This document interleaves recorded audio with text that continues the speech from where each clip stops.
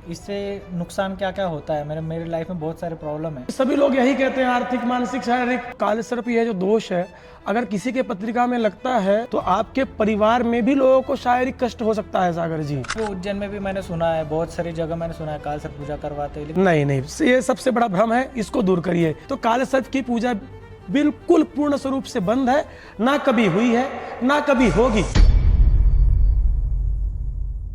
गुरुजी नमस्ते। नमस्कार। मैं सागर हूँ, मैं मध्य प्रदेश से आया हूँ। मेरे ज्योतिषाचार्य ने बताया कि मेरे कुंडली में कालसर्प दोष है, तो मुझे इसका बताइए कि इससे नुकसान क्या क्या होता है। मेरे लाइफ में बहुत सारे प्रॉब्लम है। देखिए सागर जी, पहली बात तो आपका हार्दिक स्वागत है त्र्यंबक नगरी में। आप काफ़ी लंबा सफ़र करके आए हैं। बाकी मैं आपको यह बता दूं, कालसर्प यह जो दोष है, अगर किसी के पत्रिका में लगता है तो जीवन में अनेक समस्याएं आती हैं। अब कई प्रकार की, आर्थिक, मानसिक, शारीरिक। अब आप कहेंगे गुरुजी सभी लोग यही कहते हैं, आर्थिक, मानसिक, शारीरिक। तो आर्थिक का अर्थ सिर्फ धन नहीं होता है। यानी हमारे जीवन में अगर हमारे कामों में रुकावट आ रही है तो आर्थिक समस्या ही है।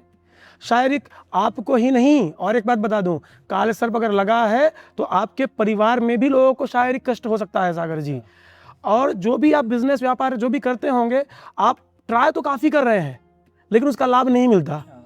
कालसर्प से होता है। ऐसा बताया कि मुझे तक्षक कालसर्प नामक दोष है, तो उसका क्या होता है, उससे क्या होता तक्षक, आपने सही कहा। तक्षक ये सातवें स्थान पे केंद्र में आता है। जब राहु आपके केंद्र में आता है तो तक्षक कालसर्प बनता है। जब यह कालसर्प बनता है, इसको आप राक्षस प्रवृत्ति में भी गिन सकते हैं। जब यह केंद्र में, यानी अनस्टेबिलिटी, जीवन में स्थिरता किसी प्रकार की नहीं रहती है, आप बस लगे हुए हैं, यहाँ जाओ वहाँ जाओ, लेकिन कार्य पूर्ण नहीं होता है। यानी जब केंद्र में राहु और केतु ये होते हैं तो अनसर्टेनिटी, आपकी भाषा में अगर मैं कहूँ, या समझ लीजिए स्थिरता नहीं मिलती है। तो इसका निवारण क्या है? इसको मैं कैसे शांत कर पाऊंगा? ये प्रश्न बहुत सही कहा है आपने सागर जी, कि निवारण क्या है। सभी के प्रश्न ये होते हैं। तो कालसर्प दोष के निवारण के लिए कई पुराणों में अलग अलग तरीके की विधि बताई गई है, उपाय बताए गए हैं। लेकिन आजकल का जो जीवन है बड़ा भाग दौड़ वाला है। सही कह रहा हूँ ना सागर जी? तो ये भाग दौड़ वाले जीवन में सबसे सरल एक ही उपाय है कि त्र्यंबकेश्वर में आ करके कालसर्प का पूजन करवा लें। बहुत कोई बड़ी विधि भी नहीं है, 2.5-3 घंटे की पूजा है। अगर एक बार आप कर लेते हैं तो ये सारे कष्टों से आपको निवारण मिलता है। ये सबसे सरल उपाय यही है, बाकी और कई सारे उपाय हैं। और मेरा ये भी सवाल था कि मध्य प्रदेश में भी, उज्जैन में भी मैंने सुना है, बहुत सारी जगह मैंने सुना है कालसर्प पूजा करवाते हैं, लेकिन त्र्यंबकेश्वर में ही क्यों करना चाहिए? या त्र्यंबकेश्वर में ही होता है, यहीं फल मिलेगा या उधर भी मिलेगा? नहीं, देखिए सागर जी, पूजन का लाभ तो हर जगह है, ये मैं पहले क्लियर कर देना चाहता हूँ। ऐसा नहीं कहूँ कि आप त्र्यंबकेश्वर में कराएंगे तो ही लाभ है, लेकिन शास्त्र अंतर्गत वर्णन किया गया है कि ये त्र्यंबकेश्वर में होता है। उसके पीछे कहानियाँ हैं, अगर आप वो कहानियाँ समझेंगे तो आप इसको जान पाएंगे। तो मुझे अगर, मतलब मैंने अभी सुना है कि 1100वीं पूजा होती है, 2100वीं होती है, 51 मतलब महापूजा भी होती है, मतलब क्या डिफरेंस है, कौन सा पूजा करना चाहिए? बहुत कन्फ्यूजन में हूँ। नहीं, देखिए, यथाशक्ति तथा भक्ति। पूजन आप 1100 में भी करेंगे तो भी पूजन है, 2100 में भी करेंगे तो ही पूजन है, 5100 में भी करेंगे तो ही पूजन है। हाँ, फर्क उसमें होता है कि जब नॉर्मल पूजन करते हैं तो नवकुल नागाय विद्महे विश्वदंताय धीमहि तन्नो सर्प प्रचोदयात्, 9 कुल के नाग होते हैं।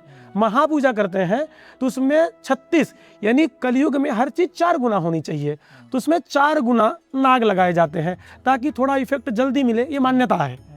और मुझे पूछना था कि मतलब किस दिन करना चाहिए, कौन सा मुहूर्त अच्छा है कि मुझे अच्छा, ज़्यादा से ज़्यादा जल्दी फल मिले इसका? काफ़ी लोगों के सवाल थे, आपने सही सवाल पूछ लिया। बहुत कन्फ्यूजन है, लोग आज कन्फ्यूज है लोग। इसके लिए सबसे बढ़िया उपाय बताए गए हैं, मुहूर्त बताए गए हैं। सबसे पहला नागपंचमी, दूसरा महाशिवरात्रि, तीसरा किसी भी महीने की अमावस्या। लेकिन अब आप ये भी पूछेंगे तो पंडित जी क्या इन्हीं दिनों में कराएं और कभी कालसर्प की पूजा नहीं होगी? होगी। उसके लिए तिथि नक्षत्र वार से जो मुहूर्त बनाए जाते हैं उनमें भी होती है। उसके लिए अगर आपके जो भी दर्शक हैं उनको अगर आप मुहूर्त देना चाहें तो कमेंट में आपको मैं दे दूंगा, आप डाल दीजिएगा। और ये पूजा त्र्यंबकेश्वर मंदिर के अंदर होती है क्या कालसर्प? नहीं, ये सबसे बड़ा भ्रम है, इसको दूर करिए। कालसर्प दोष की पूजा या तामसिक पूजन है, पहली बात। और त्र्यंबकेश्वर मंदिर दर्शन के लिए ज्योतिर्लिंग है, प्रतिष्ठित है। वहाँ पर पहली बात तो ज्योतिर्लिंग को सेवा के लिए जो पंडित है उनके अलावा किसी को हाथ ही नहीं लगाना चाहिए। और त्र्यंबकेश्वर जो मंदिर है वो प्रांगण है, दर्शनार्थी ही इतने हैं, तो कालसर्प की पूजा बिल्कुल पूर्ण स्वरूप से बंद है, ना कभी हुई है, ना कभी होगी। ये मैं ही नहीं, ये ट्रस्ट के द्वारा ऑफिशियल वीडियो भी है, चाहिए तो आप लिंक में डाल दीजिएगा। तो कहाँ होता है फिर ये? इसके लिए स्थान बनाए गए हैं, जैसे ये पंचकोशी है अपना पूरा, इसके अंतर्गत हर पंडित का अपना स्थान है, वहाँ पर ये पूजन विधि होती है।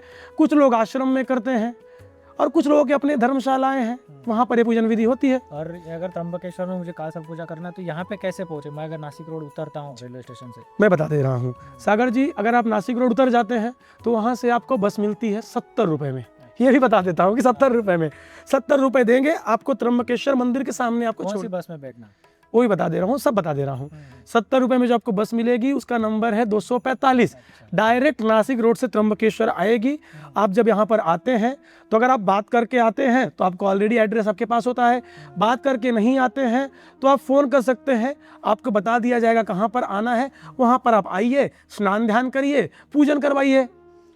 और यहाँ पे ठहरने की व्यवस्था कैसी है? मतलब कहाँ ठहर सकते हैं हम अच्छे से अच्छी जगह? जी देखिए, त्र्यंबकेश्वर में ठहरने के लिए तो काफ़ी जगह है, कई धर्मशालाएं हैं, लॉजिंग है, होटल है, और सबसे बढ़िया व्यवस्था यहाँ पर जो है, कितना खर्च आता है रहने में कम से कम अगर देखा जाए? अगर आप त्र्यंबकेश्वर आना चाहते हैं और सोचते हैं डिसेंट यानी नॉर्मल रहना चाहते हैं, 700 से 1000 रुपये तक खर्च आएगा।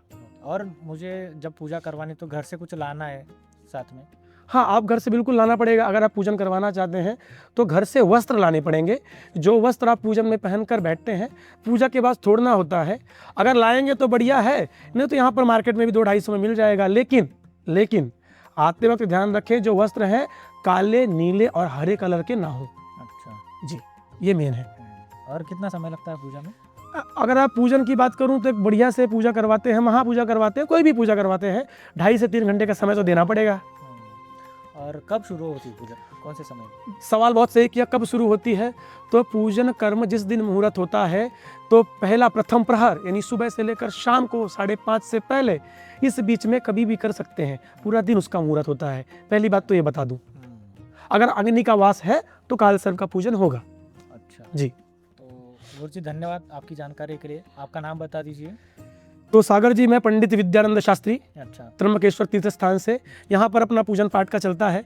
अपन कई प्रकार के पूजन करवाते हैं, काल सर्प, नारायण, नागबली, पितृदोष, सभी विधि मेंशन कर दीजिएगा अगर आपके दर्शक आए। हमारे दर्शकों को विनंती है कि आप अगर त्र्यंबकेश्वर में काल सर्प पूजा करवाना है तो पंडित विद्यानंद गुरु जी से संपर्क करें। मैं इनका नंबर वीडियो में नीचे डाल दूंगा। बहुत बहुत धन्यवाद। जी सागर जी, धन्यवाद।